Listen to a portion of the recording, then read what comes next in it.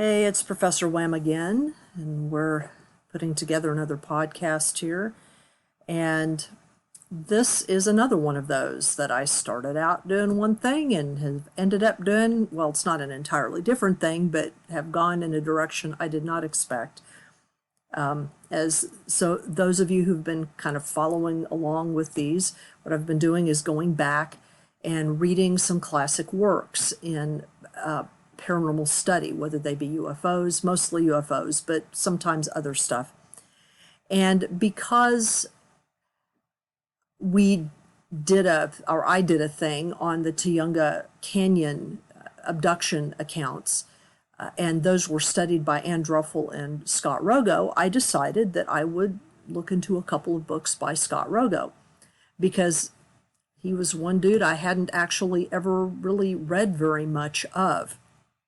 So I've been reading through a couple of his books, and what's going to follow is what came out of me looking at his book, The Haunted Universe.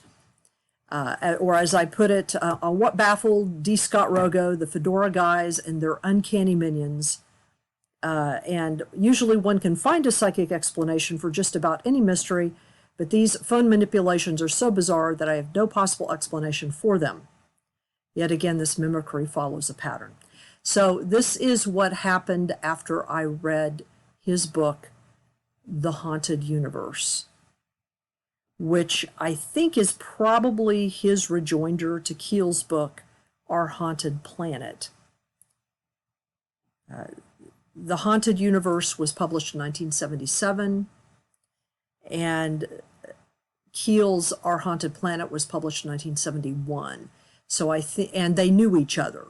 Keel and Rogo knew each other and corresponded occasionally, disagreed on quite a bit of stuff, but at least Rogo saw the value of Keel's work.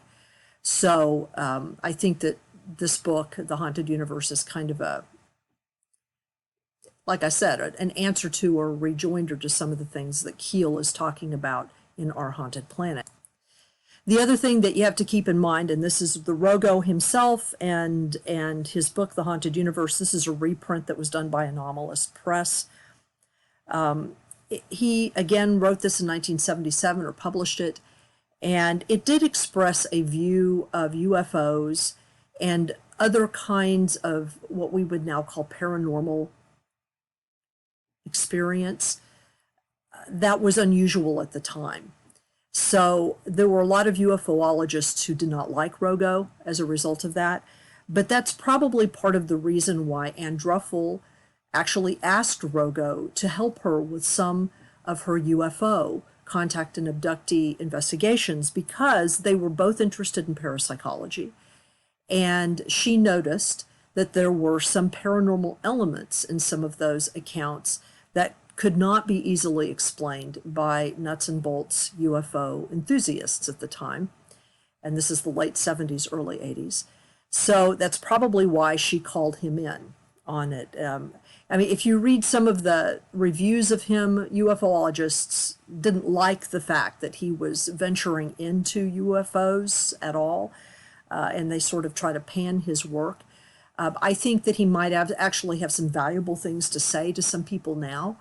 Whether or not you accept his theory, I don't entirely accept it, but it is interesting, and his method of analysis does allow certain elements of some accounts to be pulled out and brought forward in ways that are unusual. And to mention, for those of you who are interested and have been following my work and the work of others, he corresponded quite a bit with Eugenia Macer Story as well, so he was aware of her work and she was aware of his. So basically, as I mentioned right at the beginning, when I started reading this book, I didn't anticipate the direction that this blog would go in. And so I'm going to blame him for that, because as a result of my going through this and then thinking about it, I ended up realizing, I've got some stuff I can share in some of my files that I've never shared before, that I've never actually made public before. So that's what the end of of this vlog blog is going to be, is me sharing some 4 stories right out of my files. But I'm getting ahead of myself. So Rogo began his paranormal studies within the field of formal parapsychology. He actually, I believe, had a degree in this, and started out principally interested in what are called psi studies, or what were called that at the time. Some things like, ESP, psychokinesis, telekinesis, precognition, hauntings, out-of-body experiences. In fact, he wrote a fairly classic book on examining out-of-body experiences. And as he says in this book, Haunted Universe, it was largely due to similarities in reported experience that led him to start examining UFO reports and other kinds of anomalous accounts that normally fell outside of the parapsychological métier. And because of that, that's why he was pulled into these kinds of studies by Andruffel, for example. You have to remember, in 1977, UFOs were certainly not considered paranormal, at least not in the popular vernacular at the time, especially not in the United States. And this is despite the musings of Keel and Vallée, who were kind of put in their own categories. And this is a picture of Keel. Keel, of course, was referred to as a Fortean investigator. That's probably how he referred to himself. And that's based on Charles Fort, which, by the way, Scott Rogo does mention Charles Fort a few times, because among the various things he talks about are strange things falling from the sky, and he talks about disappearances, apports, and appearances, and religious miracles, and uses Charles Fort as kind of a, I guess, your foil, to talk about these kinds of things. But in popular parlance in the 70s and 1980s in the United States, UFOs were indubitably physical objects that contained physical occupants, possibly, and any odd paranormal effects were as a result of misinterpretation by the witnesses, various manipulative subterfuges by said occupants, or perhaps even coincidence. So by the 1990s, there was definitely what was called the ETH, or the Extraterrestrial Hypothesis Nuts and Bolts School, and a European school, which was often what Vallée was shoved into, which emphasized the cultural and social contexts of UFO reports. However, as we know, there were always other approaches, and it's those which seem to be in the ascendancy at this time. Rogo represents one such other approach. Based in his parapsychological studies, Rogo focuses on the psychological and psi elements of UFO reports, cryptid reports, miracle reports, Blessed Virgin Mary reports, and he links them with similar elements found in hauntings, poltergeist accounts, and other psychic encounters or experiences.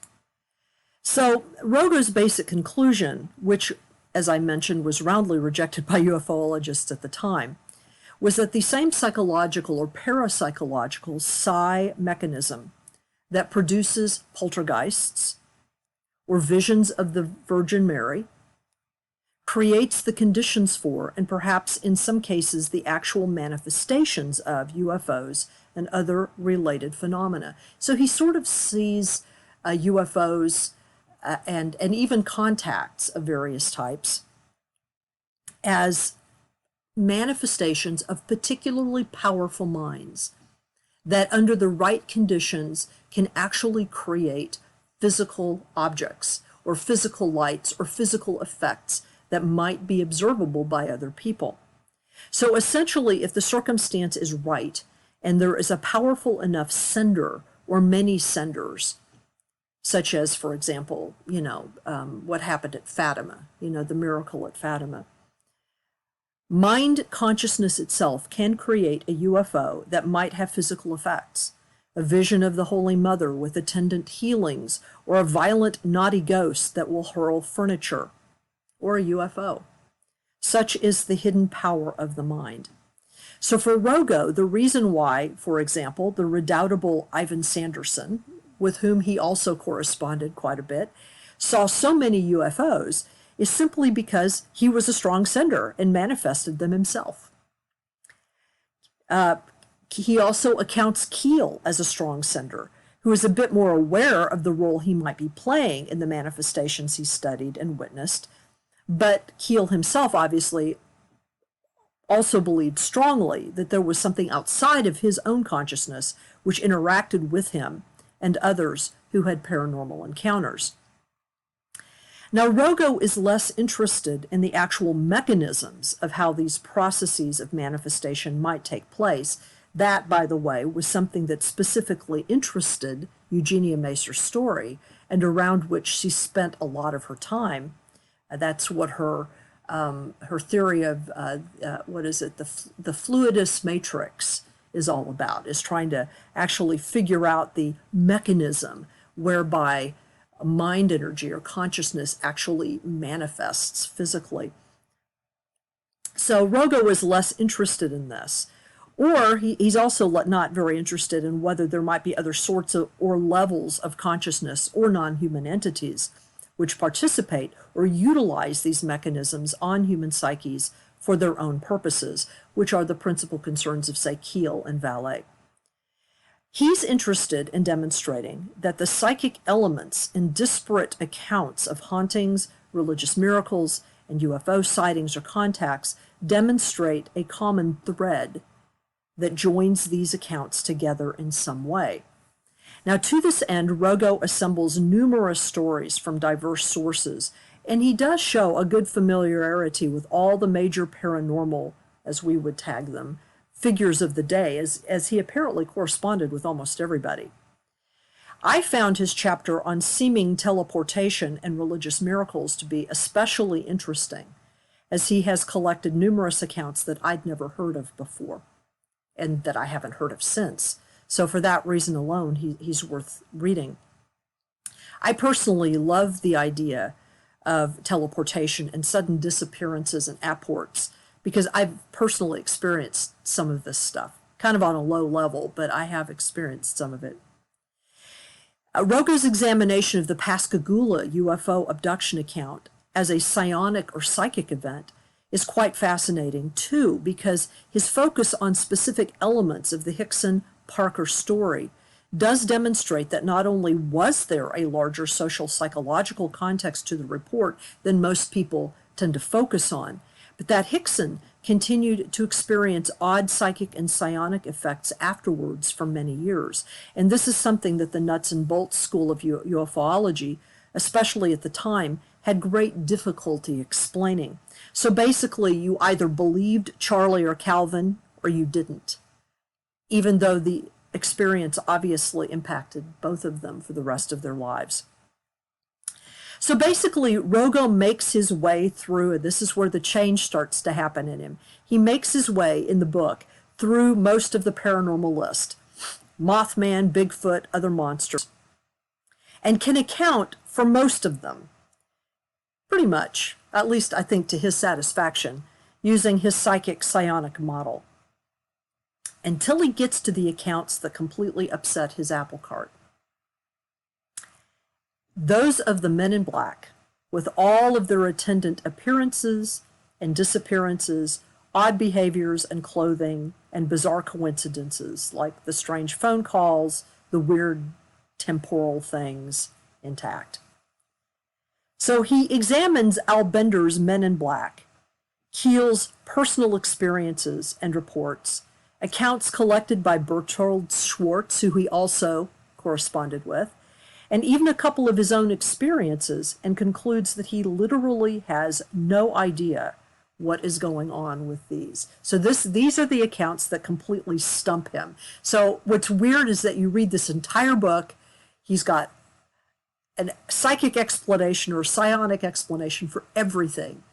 Then he gets to Men in Black, and his stuff just falls apart. His own explanation, just his theory, just gets thrown out the window, and he just leaves it there. He concludes there seems to be some evidence of a non-human intelligence interacting with human concerns. But to what end? because some of the tampering, particularly of the phone electronics kind, along with the common strange temporal factor, seems to make literally no sense. Now, to emphasize this, he actually quotes Bertold Schwartz and Keel extensively, like huge chunks out of their books, in order to try to talk about this. But his first encounter with a similar phenomena was a series of bizarre telephone malfunctions that he had. He had three separate incidences of them. They started in 1974, and I'll just read you the last of these. The last incident occurred only 2 months ago as I write, 1976, 1977. I had phoned the UCLA Neuropsychiatric Institute to talk with Dr. Thelma Moss, but had been unable to reach her and instead spoke with one of her assistants, a Barry Taff. At 4 o'clock that day, I was lying on my living room couch thinking about calling her back, but was too lazy to get up to do so. At 6 o'clock that evening, Barry called me back, explaining that he was answering my message. What message? I asked. It seems that at 4 o'clock someone called Dr. Moss's lab and left my name, saying to call back.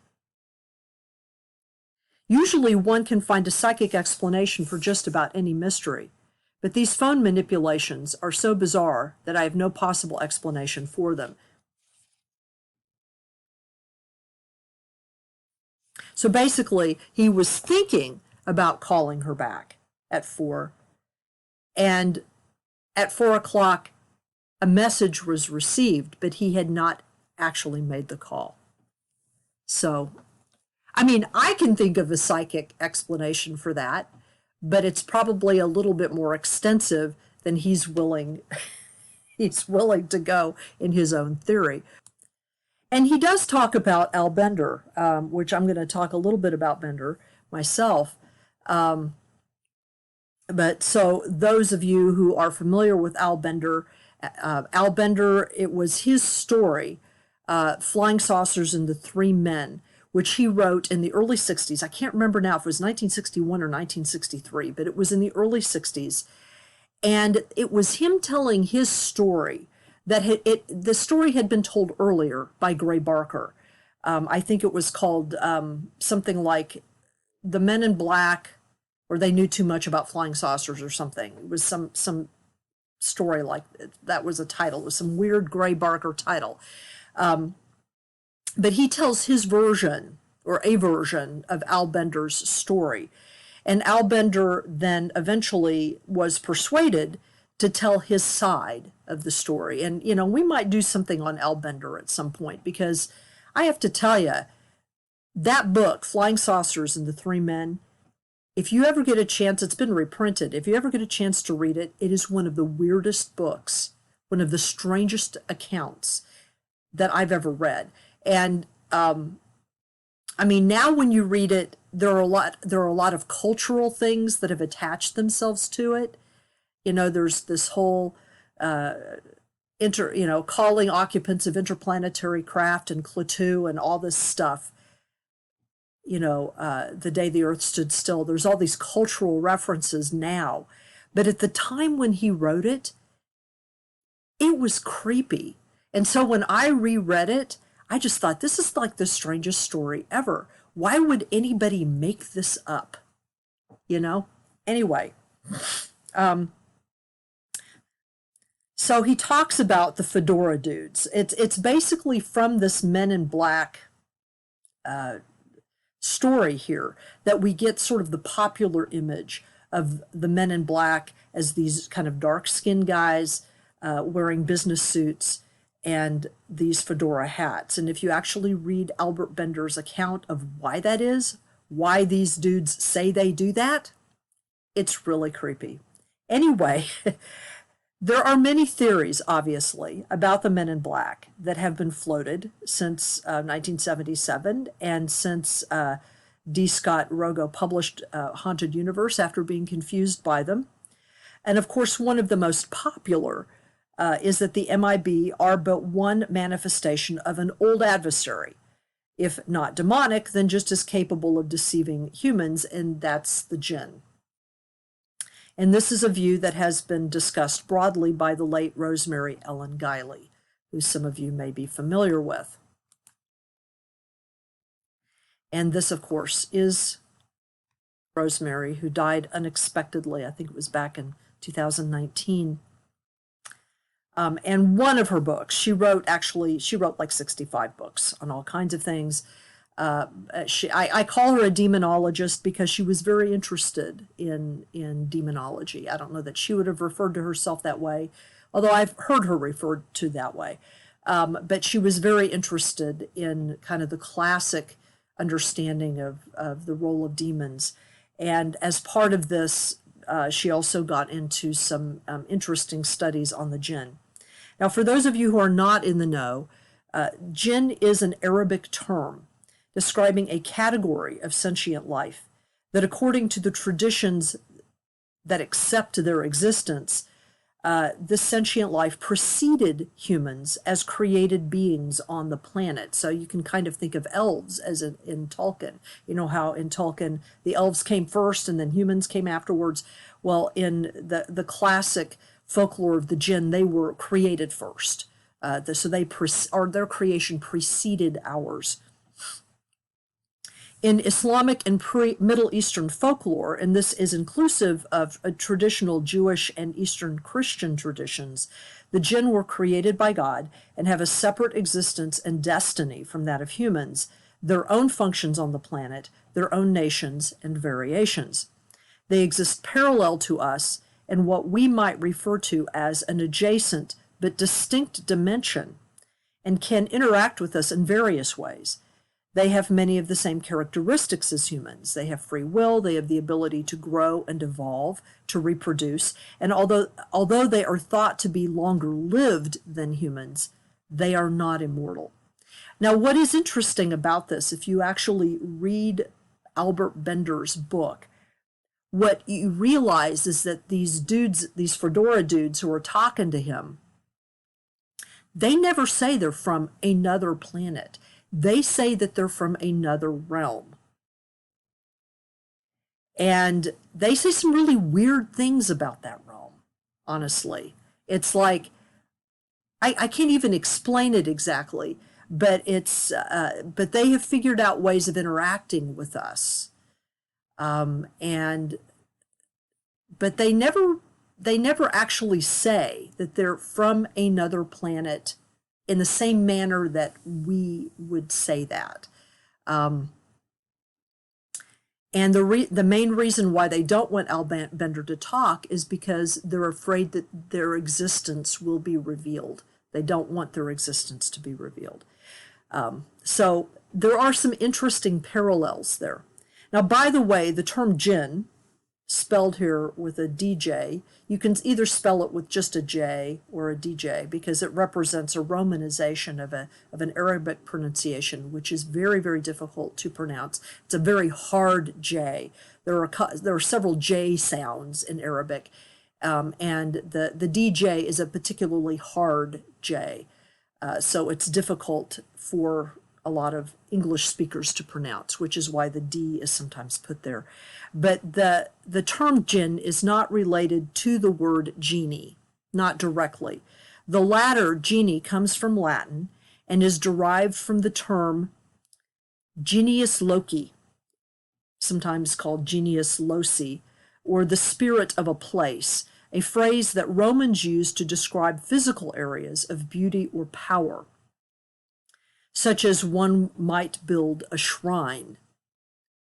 The term jinn literally means hidden from sight and did not refer to locations but referred to beings that were hidden from sight. The confusion between the two is a result of a French translation of the Arabian Nights, in which the French derivation of the original Latin term, which in French was jinné, can refer to a demon, and it was used to translate jinn due to the accidental similarity in sound between jinné and jinn.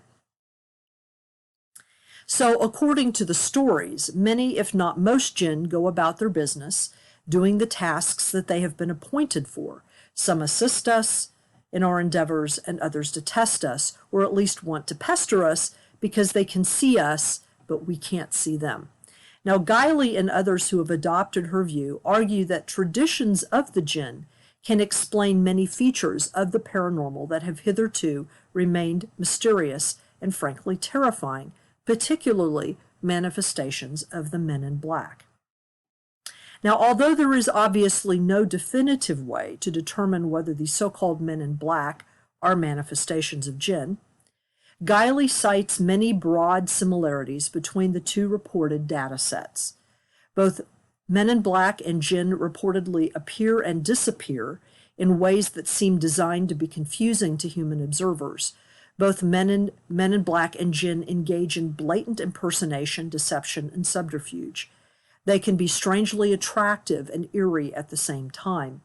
Both are often associated with what would be called paranormal events, including temporal displacements, unusual light phenomena, and monstrous entities. Now, there's also the possibility that the MIB phenomenon might be, at least in some instances, a form of possession. And in fact, that's what some people accused Bender of, was that he was actually sort of possessed by something, that he was maybe possessed of demons, or that something took possession of him and then appeared to him. When individuals who fit the bill are taken for periods of time and bodies and minds used by powers unknown. Some men in black witnesses have described or observed that these denizens seem to be ill-equipped in their own bodies, wooden, almost as if they were unaccustomed to walking, talking, eating, or even in some cases breathing. Now, while I like Rosemary Guiley's work, and in fact respected her a lot, I had an opportunity to interview her a couple of times, and she was a very nice person. I really liked her a lot. And I think that for a Western writer, she did a really, really good job, a decent job basically, at talking about the jinn. But she also tended to talk about the jinn using Western categories. Even though she tries to be culturally sensitive, she's not, and she does get, testimony from individuals who are within Middle Eastern or Islamic cultures to talk about the jinn or traditions of the jinn. At the same time, unless you're actually within those cultures, it's very difficult to talk about these kinds of stories in a manner that is a little bit more objective. And so what I would do, if you're interested in this, these are two better books about it.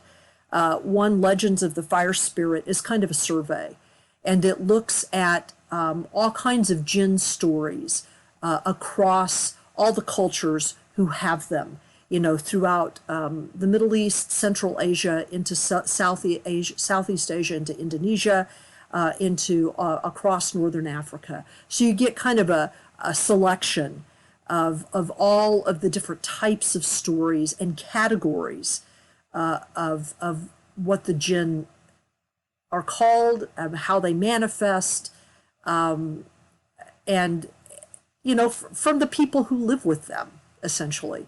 And I think it's probably one of the best books I've ever read about this particular type of topic.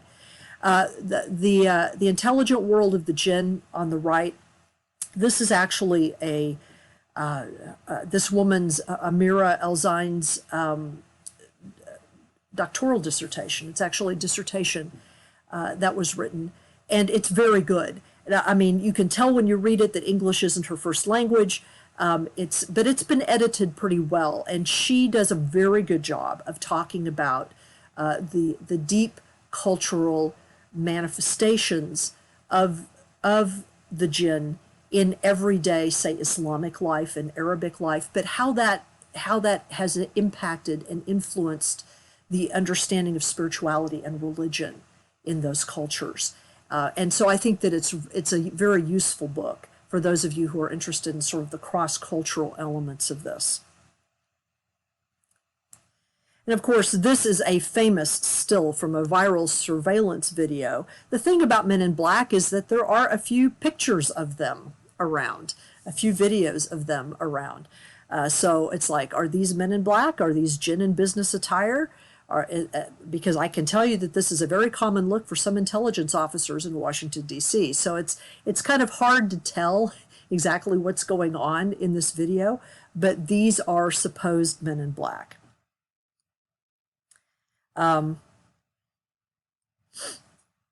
So Rogo's own accounts inspired me to share an interesting small collection of encounters with beings that bear some resemblance to classic Men in Black stories, but which have absolutely nothing to do with UFOs. It is a strange thing that over the years, a number of these tales have come to me from people that knew absolutely nothing about the supposed relationship between these odd meetings with such persons and what have come to be called UFOs. The famed alternative historian and conspiracy scholar Peter Levenda has told one of his own strange tales of such an encounter. In fact, he did this on a Church of Mavis interview that we had with him, where he just sort of spontaneously told us a kind of Men in Black story, except that it was about kind of women in black. But it was a bizarre encounter that he had with some individuals who sort of chased him down in one of these big, old, weird cars and cornered him and started doing these kind of weird, kind of mind manipulative things to him after he had decided he was going to write his Sinister Forces trilogy. He hadn't even told anyone that he was going to write this. He had just gotten the idea for it and was sort of figuring it out in his mind, and he had this experience, and it completely unnerved him, but he continued to write stuff. Juilliard professor of folklore, Peter Roshowitz, also had a bizarre classic Men in Black-like apparition while reading at the University of Pennsylvania. In neither instance had either man ever seen, nor were they particularly interested at the time specifically in UFOs. Although Roshowitz's visitor insisted that he should become interested in UFOs because, according to him, they were the most important things in the 20th century. So these are my accounts of weird Men in Black-like things. Fedora dudes, that's what I call them, the Fedora dudes, or Fedora guys. My maternal grandmother was the source of two of these stories. Now, of course, she didn't know the significance of these reports, and honestly, I didn't bother to tell her because I didn't want to freak her out. At some point in 1998, not long after Grandpa had died, and she was living alone in an apartment next to my aunt and uncle in Leavenworth, Kansas, I decided to take some time, visit with her, with the object of recording some of her memories about the past. And so, I spent a couple of days with her. She'd lived through the Great Depression, the Dust Bowl in Kansas. She'd helped her husband set up 3 separate farms during their life together. She was no nonsense, practical, very religious in her way, although, very straightforward in that regard. She wasn't a fundamentalist.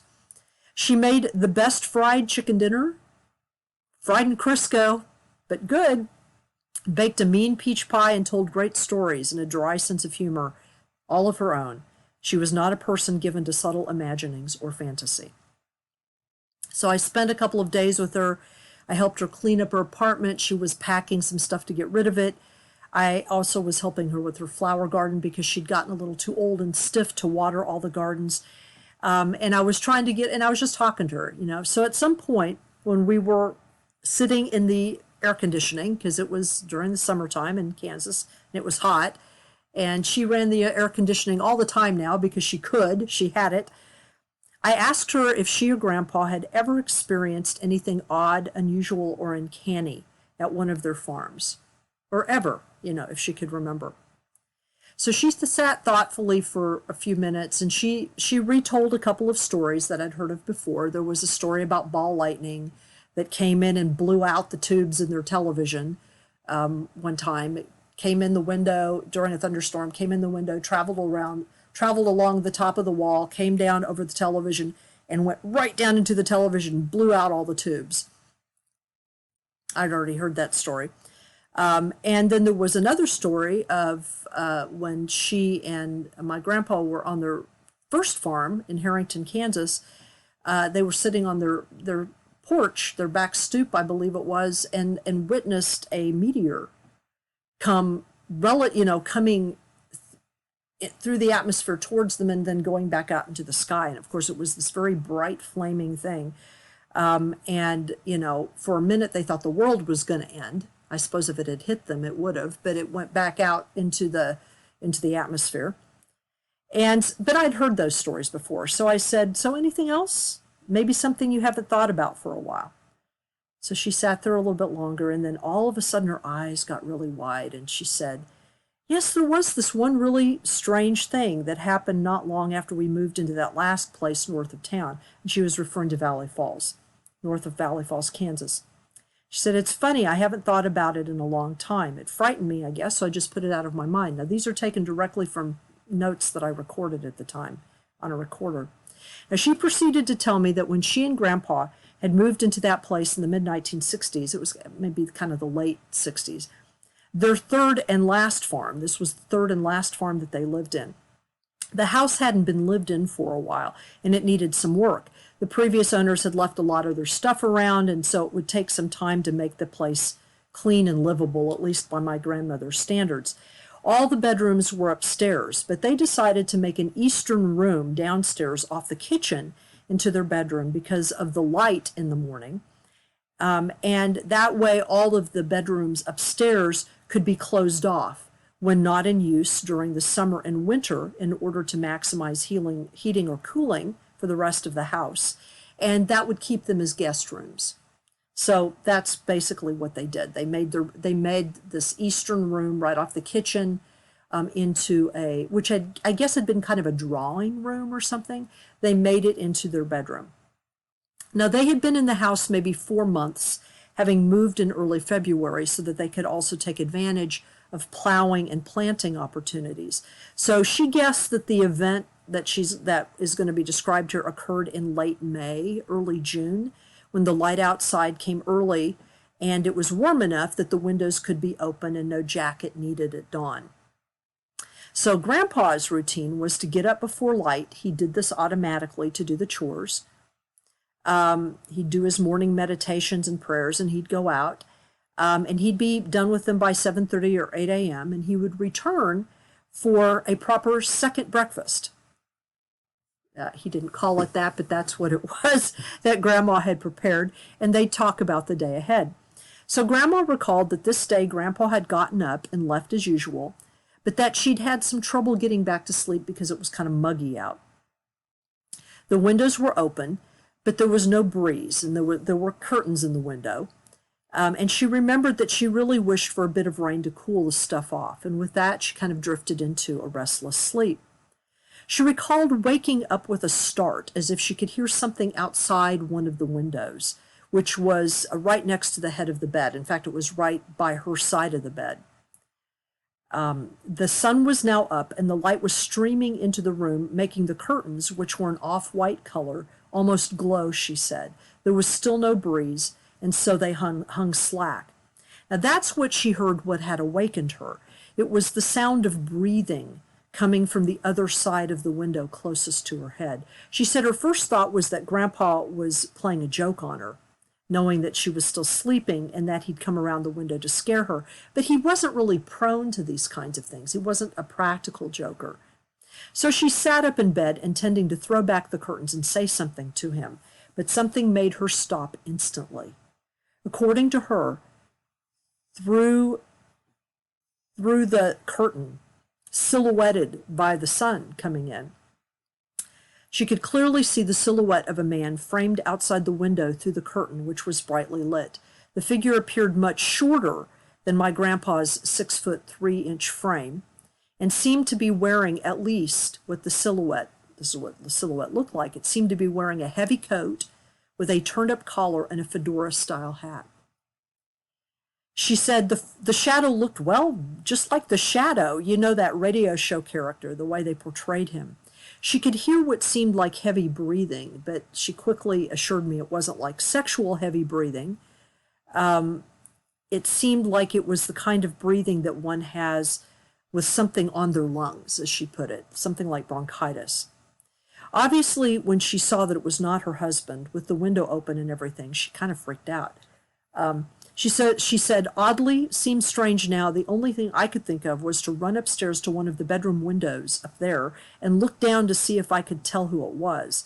The worst thing was that no one had visited us to know that that room was now a bedroom, so I didn't know if someone was trying to break in or what.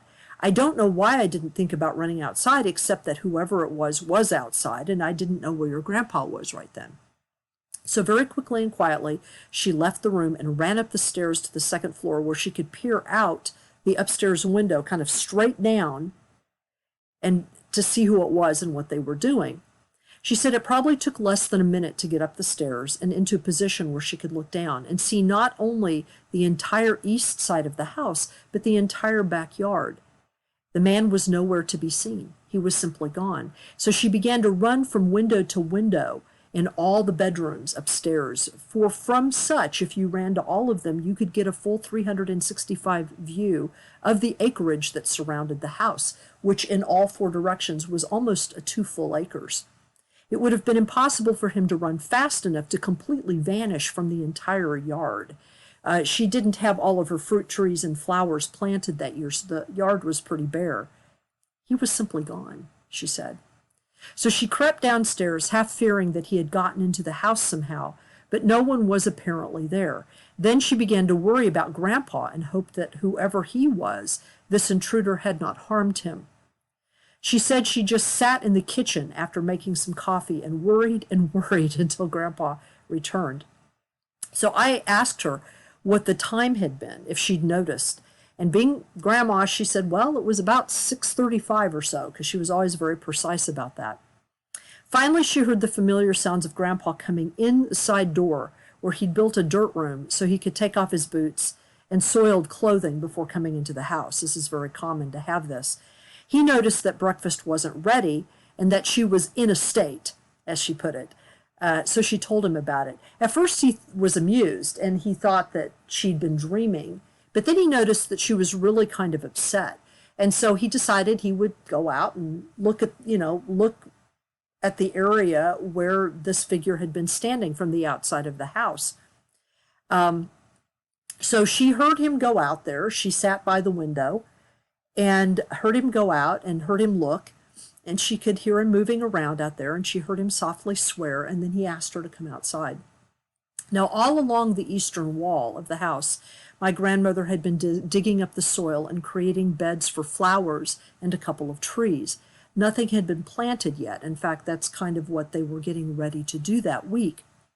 The beds extended out from the house, including underneath the window, a good 5 to 7 feet, and were moist, loamy soil. Anyone standing at the window would not only have left 2 footprints there, but footprints leading to the window. What Grandpa expected, he had expected to find no prints at all, and so just determined that my grandma was just, seeing things. But what he did find jolted the two of them quite a bit.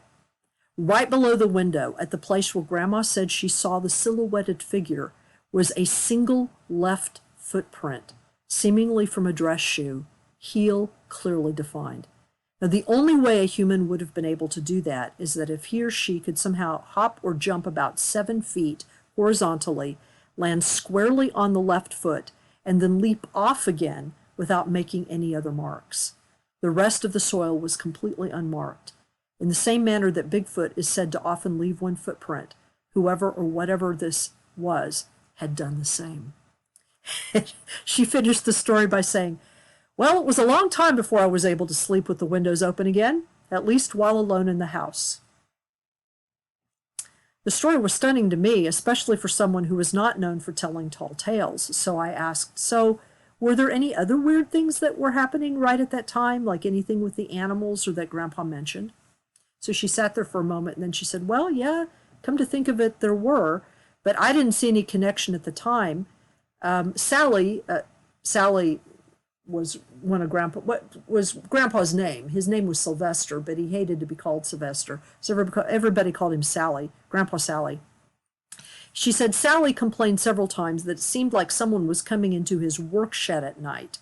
You know, that old chicken coop that he had? He had this chicken coop that he had actually brought with him from another farm. And it was just full of stuff. It was kind of like his junk place. But it was organized. But it had like an endless supply of hinges and joints and pieces of metal and screws. And, he used it to repair stuff. And he had his own organization in there and all of his tools on one side. But we used to go in there because it was Grandpa's place, In fact, part of the reason I like to go into hardware stores is because it smelled like Grandpa's chicken coop. His chicken coop smelled like a hardware store. But anyway, apparently there had been somebody or something had come in and rearranged his tools. She says, I know it always looked a mess in there, but he did have a way in which things were organized and set up. And it was right during this time that he noticed stuff would go missing and then show up in a completely different place than where he put it. Once he went there, and an entire wall of tools had been redone. It took him days to fix it back. It got so bad that he talked to the sheriff about it, but since nothing was ever missing or it turned up later, what can you do? I mean, even the sheriff thought we lived too far out for kids to be messing with us. So it never made any sense. And then it just stopped, or he quit complaining about it. And then she paused for a minute and she says, oh, and then there were the calves. And I was like, calves? What about them? She said, well, Daddy, and that's another name for her. She called him Daddy. He had gotten these young calves, about 20 head, and he put them in the front corral so they could be vaccinated. Well, they'd only been there about 3 days. When one morning he went out to feed them, and a whole bunch of them, like 3 or 4 of them, were just dead. Like they'd just fallen down dead. They didn't look like a predator had done it. I think one of them seemed to have blood coming out of its nose or something. Well, Daddy got really upset because he just bought them, and he thought they were sick with something, so he got the vet right out. They did a post-mortem on those calves and never did find out what killed them. The rest of them were vaccinated and turned out fine, but finding those calves just dead like that, like they just dropped, that was very upsetting. And this was about the time you saw that shadow in the window? I asked her. Yes, the shadow, the calves, and the tools, all that happened at about the same time, within the same month. I can remember at the time thinking that by August everything had quieted down, or should quiet down, because I would need to start opening the windows again because it would be so hot. So this storytelling must have gotten Grandma to thinking, because the next time I saw her, which was several months later, she told me she remembered something else that had happened to her sister, Norma, who had lived in Topeka, Kansas for most of her adult life. Now, Norma had been married once and had one child, and after her husband died, had lived on her own, working and paying her own way for the rest of her life. Now, as long as I'd known her, Norma had lived in the northwestern part of Topeka in her own apartment in a very nice middle-class apartment complex. She'd watched the famous Topeka tornado pass by in 1966, only about a block away from her house, and had helped neighbors recover in the aftermath. So she was an independent woman. Now, Grandma told me of a series of peeping incidents that Norma had reported to her that had been odd and quite unnerving. She believed they happened in the late 60s, but couldn't be sure of the dates, although she knew that it was after the tornado, which was in 1966. Norma lived on the ground floor and had both a patio and a long window that ran the length of the living room wall.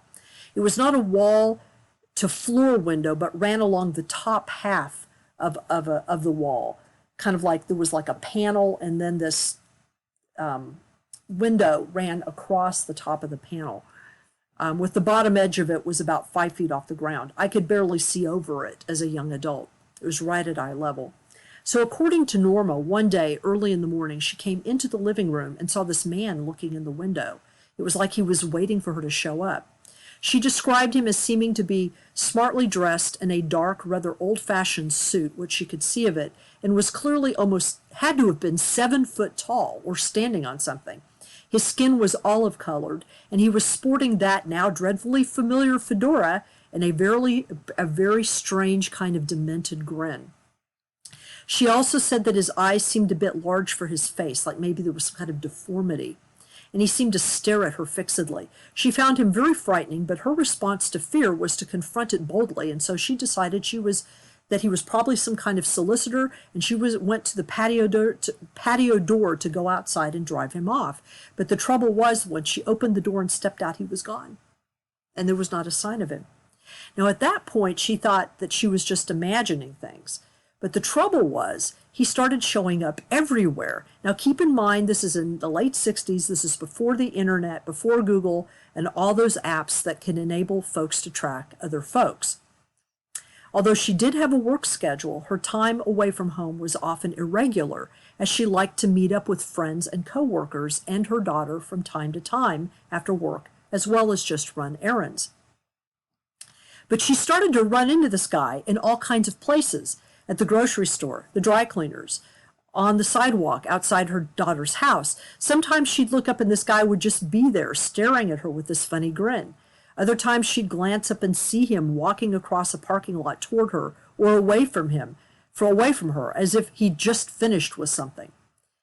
She saw him at least 2 more times at her apartment complex, and in fact, once he walked right in front of 2 of her neighbors who didn't seem to notice him at all. So he could have been kind of like a psychic thing, because nobody else seemed to see him. If she tried to point him out, he dissolved into a crowd. When she questioned the 2 neighbors later on, they acted as if they'd never saw him. Although she saw him only during daylight hours, of course, it made her paranoid, and she added locks to her doors and windows. And she also started reporting that her phone started acting up, ringing at odd hours, including at night. And when she went to answer, no one was there, or there were weird clicks and buzzing noises. She feared her phones were being tapped, but she had no idea why. Now, when Grandma told me this, I reminded Grandma that Norma had expressed to me at one point during a visit that she was interested in UFOs and ghosts, which was something that everyone else in the family thought was kind of eccentric. And then Grandma remembered that Norma had reported she believed there had been some kind of ghost in her apartment when she'd moved in, but that she'd dislodged it by prayer. Now, Norma apparently did not connect the strange guy or with the ghost in any way, and apparently didn't connect him with the phone issues either. Eventually, Norma made a report to the police, but of course, what could they do? No one else seemed to corroborate him, at least not clearly enough to confirm her story. The manager of the complex did tell her that he remembered a tall man asking after her, but couldn't remember enough details of his appearance for it to make a difference. So Norma ended up just simply sewing curtains that she could draw across that whole window in the living room, so that even if someone was out there, she said she couldn't see them and he couldn't see her.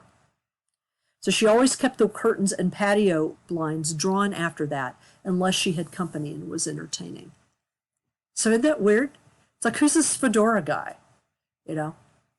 So what is one to make of these apparitions and the attendant odd phenomena? My grandmother regarded them as strange tales to be told and didn't really ascribe that much importance to them. She thought it was interesting when I told her that many others had described similar characters coming and going in their lives, although often they were associated with such people having witnessed UFOs. And her final statement on the matter was, well, there are all kinds of things in this universe, good and evil creatures in God's creation. There's more we don't know than we do. And with that little homily, she regarded the matter as closed. Unfortunately, by the time she told me all this, both Grandpa and Norma had died, and so I couldn't ask them their views on the matter. So those are the 2 of the weird stories. And there's 2 more. A friend of mine who has long passed out of my life to parts unknown told me her own story of an odd fedora-wearing figure that had frightened her much earlier in her life. In the early 1980s, she was on summer recess from college, and this was in Grand Lake, Colorado, and she earned money by working at an ice cream shop that was owned by family friends. She would generally work 6 days a week, 12 hours a day, from Memorial Day to Labor Day before returning to classes in the fall. She'd stay with the owners in a cabin that they maintained on the other side of the lake so she could save money. At least once a week, it was her responsibility to close up for the night, and sometimes she was there in the shop alone for the last 30 minutes or so before shutting off the lights. Now, you have to know, Grand Lake, Colorado, is a resort town. The only folks who live there at any given time are full-time residents or people taking advantage of the tourist season by selling to the tourists. It's a little out of the way, it's a bit expensive, so it isn't a place that folks just pass through. People that are unknown or oddballs will stick out and people will notice them. So this was the week right after July 4th. The evening had been light in business. There was often a lull after July 4th. My friend had closed a little early, was in the back counting out the drawers. Everything had been locked up tight. She only had to leave through the back door and go home to the cabin. She mentioned that she had felt the street and surrounding environment was a little quiet. She was kind of unsettled, but for no specific reason. She was thinking about her life, wondering what she would do with it, whether she wanted to continue in her college program. As she passed from one side of the back hall to the other, going from the washroom to the back office, she happened to glance at the rear door, which was locked and had a strong shatterproof window. She said she was startled and horrified to see the figure of a man standing there, seemingly looking in the rear window.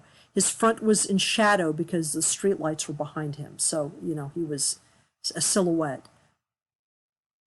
She ran into the office and slowly peered out again to see if he was still there, and he was. It was not her imagination. So she ducked back into the office and tried calling her employers, who should have been home, but no one was answering the phone, and it turned out it was because they were on a walk. They'd gone for a walk that evening. She knew the door was locked, tight, so she decided to look again in case she had to describe him to the police. He was still there, and she could see that it looked like he had a dark trench coat on with the collar turned up and that ubiquitous fedora. Now, her description of that and my grandmother's figure is so similar that it's bizarre. He seemed to be intently looking into the building, although she couldn't really see the features of his face, which made it even more unnerving. The lighting in the hall was dim, and he was backlit, and so it looked like there was kind of a glow around him. He never gestured, knocked, or made any movement to get her attention, but just stood like a statue. She said the first thing that she thought was, why is he dressed like that? Because this was a tourist town, and there was this guy dressed like he came out of a 50s movie or something. So she just sat tight and continued to call her employers, and eventually they answered the phone, and they said they'd be right over. They also told her to call the police, which she did. So she kept looking out from around the door to see if he was there, and he remained there staring into the back until she literally heard her employer's truck pull into the back alleyway to park. Now, from that vantage point, they should have seen someone leave, even if that person had tried to get over the back wall. But they saw no one. And by the time he had disappeared, and by the time they got to the door, he had disappeared to her as well. The three of them examined the back area, and there was no sign of anyone, no footprints, nothing. Although the husband of the couple did notice that there was this interesting swirl in the dust that they'd never seen before in all the years they'd worked there. It was kind of this weird spiral circle of dust. Now, after that, she refused to work alone at night, except for one evening right before she was getting ready to leave for the season. She had hurried to get everything done and was only in the store for 15 minutes alone. She left, locked the back door, ran to her vehicle, and as she drove away, she said, a great sense of relief. It was like something was rolling off of her, only to see the same figure standing on the sidewalk at the front of the store, standing at her as she left. Now, while she acknowledges that somehow it could have been a vagrant, when she reported it to the police, they had no other reports, even vaguely resembling this figure's description. Grand Lake is actually a small place in terms of population, so they do tend to become familiar with everyone. She has come to consider it some kind of sign, a signal of the changes that she was about to make with her life, because she decided to leave school that semester, so that even though that figure was unsettling, this apparition came in partial response, she believes, to her questions about the future. So I've saved the best of these putative Men in Black stories for last, and this is one of the best stories of apparition I've ever heard. And even if only part of it is true, I don't even know what to say about it. I heard this recounted at an open AA meeting 35 years ago. This was a story that was told from the podium, and in deference to the individual who told the story, I will not reveal his name, the group, or the city of the meeting. And I will even change the name of the small town in which this event occurred. I'll just call the guy Rich. If he ever hears this, I hope he contacts me and maybe can, clarify some things. I'd like to know what happened to him. So basically, Rich told this story at the behest of his sponsor, who thought that by sharing the experience, he might be able to shake the trauma and dread that seemed to cling to it, because it was clear in the telling that Rich was haunted by this experience, even though it had propelled him into sobriety. Rich was completely unaware of how features of his account paralleled Men in Black stories. He did not know what Men in Black were, had never seen a UFO. In fact, he had never seen anything paranormal. He kind of expressed that he had never seen any ghosts or anything in his, when he was up there. I did query him a little bit afterwards, and he really did not care about any of this. This was a what brought me to sobriety meeting, and that's really all that mattered to him.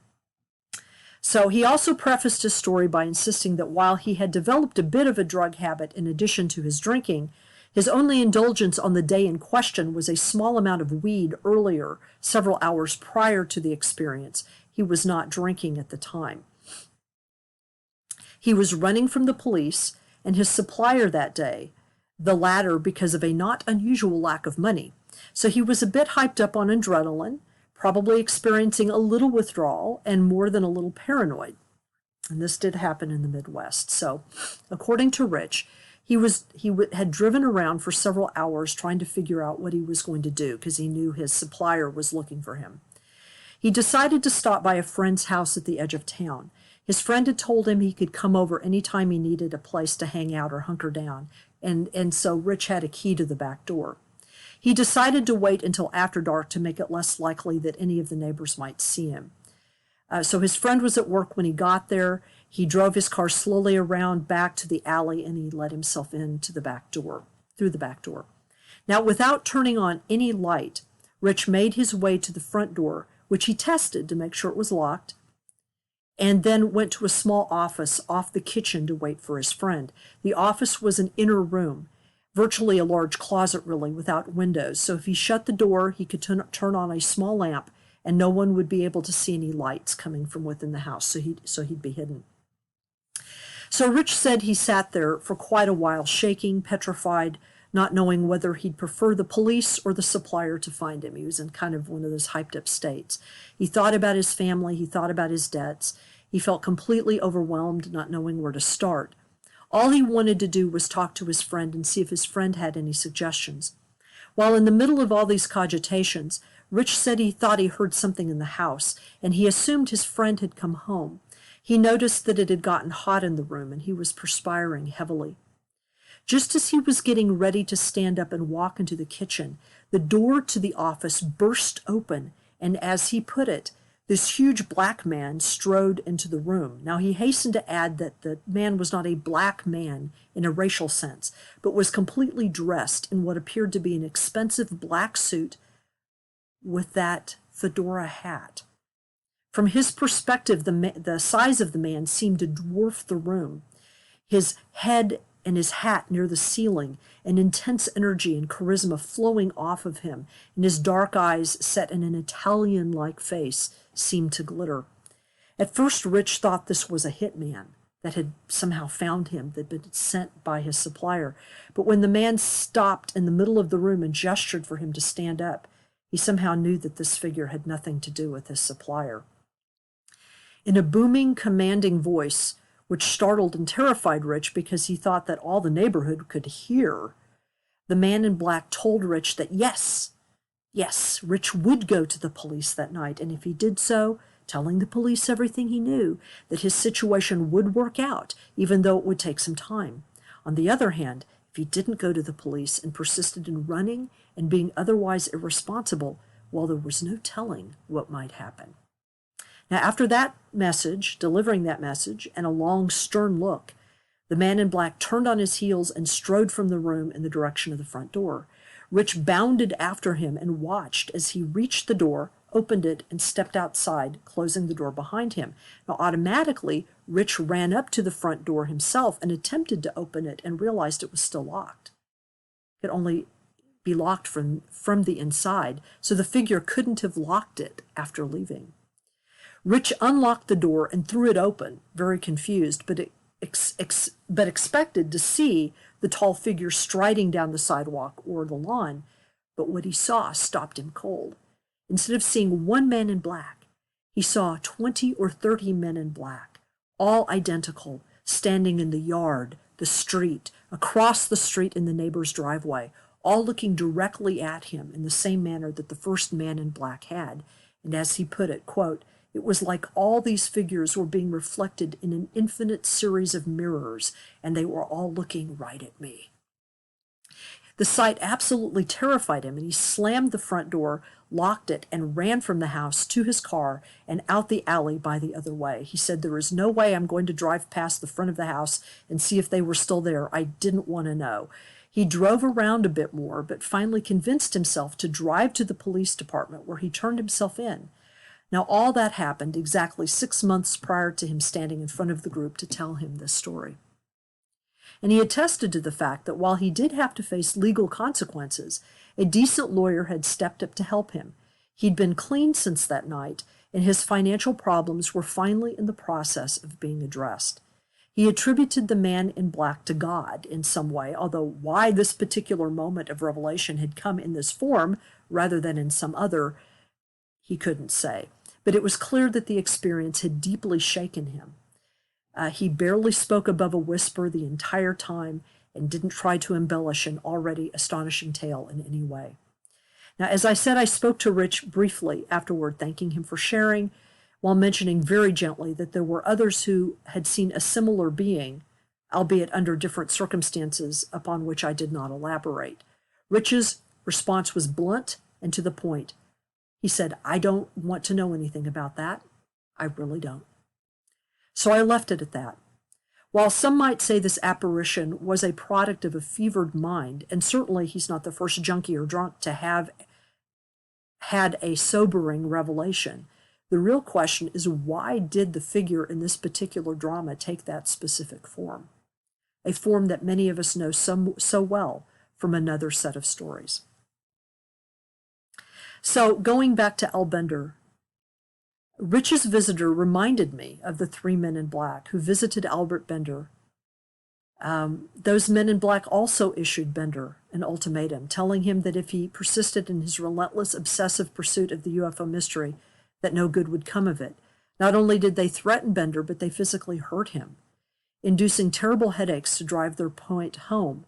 However, they assured him that if he gave up this obsession, this addiction as it were, his life would unfold magically. So terrified into submission, Bender got rid of his notes, his books, returned subscription money. People had been subscribing to a UFO organization that he had started, and he disappeared for much of his life into oblivion until, according to the 3, as Bender told the story, he was released to tell his story. In the meantime, he ended up falling in love with someone he hardly suspected he would, and went on to live a quiet, peaceful life in apparent genuine happiness. Now, it is true, if one places these kinds of stories set up against tales of the jinn, you will find a familiar set of patterns.